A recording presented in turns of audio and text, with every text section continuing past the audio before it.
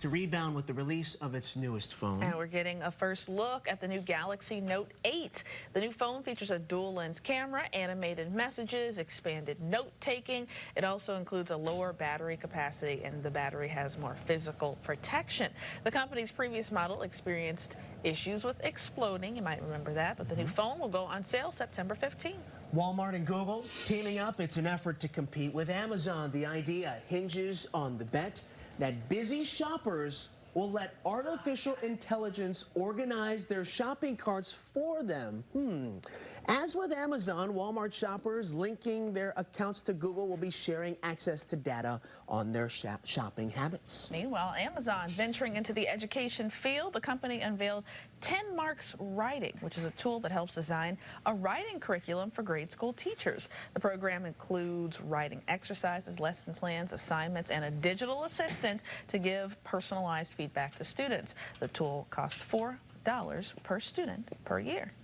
Arby's is helping fans celebrate the season finale of HBO's Game of Thrones. The restaurant is offering smoked turkey legs for a limited time in select cities. Milwaukee is not on the list. Yes, turkey is coming, but not here. The closest city serving up turkey legs is Omaha, Nebraska. We got the meats. Can he put a napkin around it? Oh, yeah, of course. Well, I don't know. Because he was giving it just... You know, they didn't have napkins back when Game of Thrones was going. Yeah, exactly. Just about 6 o'clock. The news continues right now. Now on WISN 12 News. Breaking overnight, a winner in the second largest lottery jackpot in history, where one lucky person is waking up more than $750 million richer this morning. Not us, though. And a major weather threat barreling toward the Gulf Coast. How Texas is bracing for Tropical Storm Harvey's landfall. More severe weather, a devastating, deadly typhoon in China. Why this could be the worst storm Hong Kong has seen in 5 years. And it's back to school for local college kids. The campus welcoming students to their dorm rooms later today. Breaking overnight, we have a winner. Unfortunately, it's not us. Nope. Wah wah. Someone on the East Coast, though, waking up with a Powerball ticket worth $758 million. They purchased it in Watertown, Massachusetts, which is just west of Boston. Sarah Kanji from our sister station, WCVB, is at the convenience store that had that lucky sale. Well, the one and only single Powerball jackpot ticket was sold right here at this small convenience store in Watertown, Massachusetts, which is just outside of Boston. By last night's drawing, the winnings tallied up to $758.7 million. Now, if that winner chooses the cash option, they would get $480 million before taxes. Now, the owners here of Handy Variety in Watertown, they'll get a bonus too. They get $50,000 for selling the winning ticket. Now, this is the second largest Powerball prize sold in U.S. history, and it's the 4th time a winning ticket has been sold in Massachusetts. In Watertown, Sarah Kanji. Okay, so congrats, Massachusetts, but don't rip up your tickets just yet, because there were 9,000 smaller prizes across the country. Look at the screen here. These are the winning numbers. Some of the little jackpots were in Wisconsin, too. So 6, 7, 16, 23, 26, and that Powerball was 4.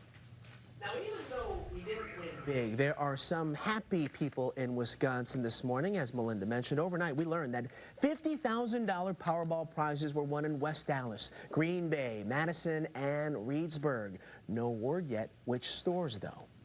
Let's get to Weather Watch 12 now. Sal, you're tracking a tropical storm near the Gulf Coast, and you were telling me the storm surge. That's what they're worried about. This one is going to be huge with the storm surge in addition to the rainfall. And yes, we're talking about Harvey.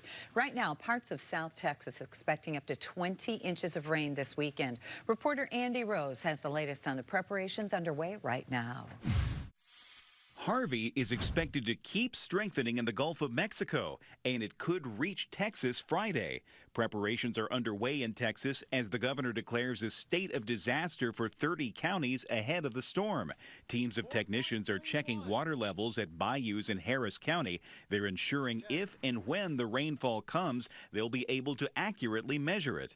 It gives us a heads up how fast water is rising, and also from the rainfall in the area, how much water that may be expected to flow through the channel. In Galveston, some downtown businesses already have sandbags in place. City crews spent Wednesday clearing ditches and drains. Meanwhile, some vacationers plan to ride it out. We're staying down here all week. We're going to party right through the hurricane. In Louisiana, the Cameron Parish Library worked all day Wednesday to move things from the lowest levels. We are taking everything off the floor and for the bottom like 6 inches or so. All the electric wires, all the books that are down below, anything that's stored, to where if we do get it flooding, that hopefully we won't have so much damages. Andy Rose, WISN 12 News. And just once again, briefly, the storm expected to reach Texas late in the day tomorrow and tomorrow night. Tropical storm watches, warnings, hurricane watches and warnings, as well as flood advisories and storm surge advisories in place from Brownsville up to about Houston. Gulf Coast, this one's going to be nasty. Now here at home, mostly cloudy, a few showers and sprinkles around early this morning. Mid-50s at Waukesha, 62 degrees at this hour at Mitchell International. Between now and about 11 o'clock, mostly cloudy, sprinkly showers, many will stay dry. The clouds will begin to part a bit for this afternoon and will call for 68 degrees. Now breaking overnight, another deadly typhoon is making landfall in China. You can see it's leading to widespread flooding in cities like Hong Kong. Sheldon Dutez is live in our newsroom. He has breaking details from overnight. And Sally, the streets in South China already saturated and flooded with all of that water. You can see in this video here cars just bobbing down the streets, banging into the sides of buildings. And we have been getting new video into our newsroom from overnight of that typhoon Hato as it slams into China. 12 people have died, and authorities have issued the country's highest level storm alert. Now, this is the first time in 5 years that the city has been hit with a T10 typhoon. In addition to the 12 people who died, Melinda, 100 other folks had to be rescued and taken to the hospital. Well, Sheldon, this massive storm is having an impact even further than China. It sure is. Flights are being diverted in other parts of China, and you're looking at a video right now of a time lapse of that storm passing through the area. In addition to the diverted flights, a lot of businesses have shut down, so that means that the stock market, a lot of people are going to be watching that closely since China is a big center for the economy. All right, Sheldon, in the newsroom, thank you. A new survey finds Wisconsin the worst state in the nation when it comes to racial inequality. The group called 24/7 Wall Street considered several factors when developing the rankings, including household income, unemployment, home ownership, and incarceration rates. The 5 worst states are in the middle of the country: Minnesota, Iowa, South Dakota, and Illinois, joined by Wisconsin.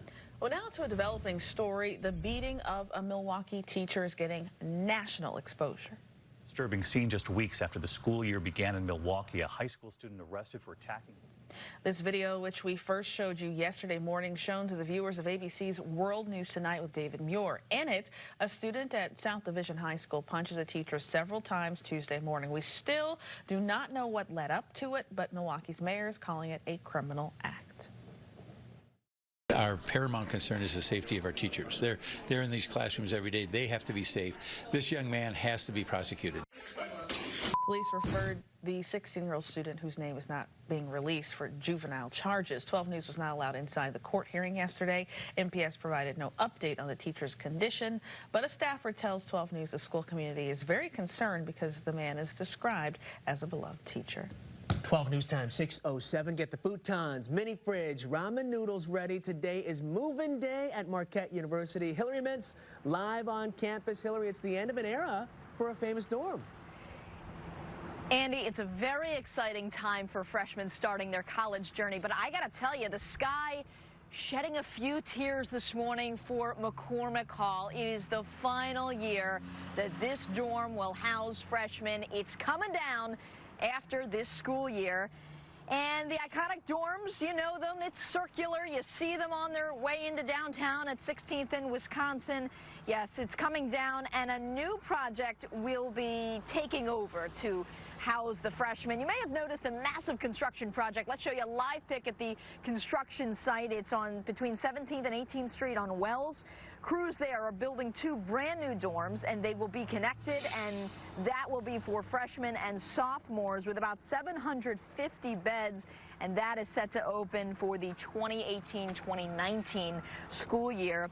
But more than 2,000 freshmen moving into Marquette today, and for this home away from home, yes, it is the end of an era. And about 2.5 hours from now, 8:30, this area here is going to get nuts. I mean, there's going to be parents, there's going to be students, there's going to be things piled higher than they are, the futons, the mini fridges, whatever else they need, and it all to make themselves comfortable in McCormick Hall here. But yeah, this is it, guys. This is the last year that freshmen will ever stay here in this dorm. Hillary, We're live at Marquette. Back to you guys. Back when posters didn't need frames. I missed those days, Hillary. Thank you very much for that live report. Now, Marquette students aren't the only ones moving in today. More than 140 Cardinal Stritch freshmen will be welcomed to campus. UW-Milwaukee's move-in is next Tuesday. Well, new this half hour, teachers in Janesville are going the extra mile before the start of the school year. This week, a group of second-grade teachers went door to door to meet their students. The group handed out goodie bags ahead of the first day of school. Teachers say the home visits could help calm some nerves. We look forward to this because it is when they're nervous that first day, but we are equally just as nervous. We have all those new faces and all those new names to remember. It's really nice to get this out of the way today and have seen them and talked to them. The Janesville School District says they've learned about the home visit programs from schools in Kentucky. Educators say it's working so well, they now have 2 schools that are participating. Speaking of school, the 2017 Class Act phone bank is now in the books, and over the past 2 days, we were able to raise nearly $67,000. It's all because of you out there, and that's enough to buy 4,400 backpacks full of supplies for the Milwaukee area children. The money benefits MPS students and the Salvation Army. By the way, the total doesn't yet include money and supplies dropped off at yesterday's Stuff the Bus event, so we can't thank you enough for your generosity. Big thank you right there. Hey, there's a new way to spoil your dog. Yes, there is. Coming up on 12 News this morning, how you can pamper your pooch on National Dog Day. Plus, the MTV Video Music Awards could get political. The group invited to Sunday's show, causing a stir at the Pentagon. And a health scare at the U.S. Embassy. The new report revealing what may have caused mild head trauma for diplomats in Cuba. It's the